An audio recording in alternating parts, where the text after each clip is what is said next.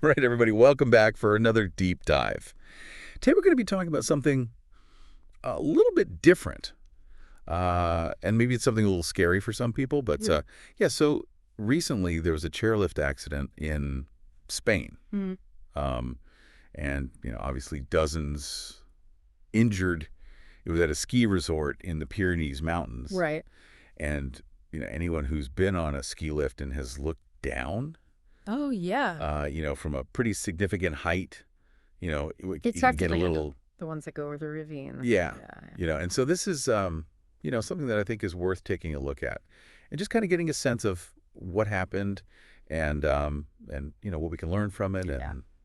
and all of that good stuff. Yeah, and it's something that, we hear about these accidents every once in a while and they sound terrifying, but Yeah. statistically they're actually Okay. very, very rare. Oh, really? Yeah. So are we talking like safer than driving a car kind of rare? Yeah. I mean, I think the statistics I've seen show that they're actually safer than a lot of forms of transportation. Wow. And I think part of that is because of the inherent risks. They know that Yeah. there's a lot of potential for problems. Right.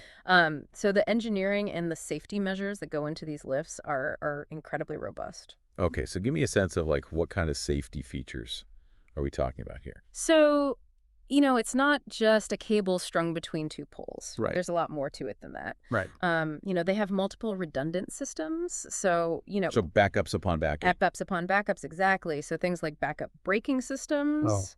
If the main brake fails, there's a secondary brake that will kick in. Got it. They have very sophisticated systems for monitoring the cable tension, Okay. making sure that it's not too loose or too tight. And they do regular inspections. They have to do non-destructive testing on the towers. Oh, wow. The grips, all the different components. So it sounds like a very Yeah.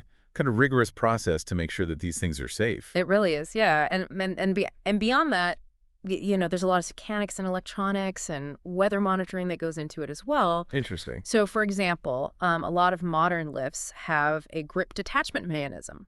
Okay. So, in an emergency, the chairs can actually be automatically released from the cable. Wow. So that minimizes the risk of, like a long, uncontrolled slide down the mountain. So if something happens, they just kind of pop off and they're hanging there? Yeah, they'll pop off, and they're usually like braking systems within the chair itself that will Smooth. slowly lower it to the ground. Wow, that's fascinating. Yeah, so it's really quite remarkable, the technology that goes into it. Yeah, it really is. And then beyond that, there's also a whole system of industry standards and regulatory bodies that oversee everything from the installation Yeah. to the daily operation of these lifts. That makes a lot of sense Mm. because, the consequences of something going wrong are so high. Exactly. So it's good to hear that they're taking it very seriously. So let's talk about this incident in Spain then. Do we have any insights into what might have caused it yet? It's still under investigation, so it's really too early to say for sure. Okay. But there have been some eyewitness accounts that suggest that the derailment happened on a particularly steep section of the lift, Okay. which, sort of raises questions about Mm-hmm. the interplay of cable tension and speed in that kind of challenging terrain. So even with all those safety measures in place, it sounds like there's still some Right. margin of error, particularly in extreme conditions. Exactly. And that kind of brings up an interesting point. Yeah. This incident, while tragic, it also kind of makes us think about our own responsibilities as skiers. Mm-hmm. How often do we check the weather reports Right. before we head up the mountain? Yeah. Do we ever, visually assess the lift? I'll be honest, most of the time I just kind of grab my skis and go. Right. I don't think a lot about it, but this is making me think maybe we should be asking more questions about the safety protocols at these resorts. Yeah, I think it's definitely something to consider, at the end of the day. Enjoying the mountains is about balancing the thrill of the sport with an awareness of those inherent risks. Absolutely so. Huh. We've gone from, hearing about this chairlift accident to understanding a lot more about the technology and the regulations Mm. and even our own responsibilities as skiers. So that's been really fascinating. Yeah, and I'm curious now too, thinking about this.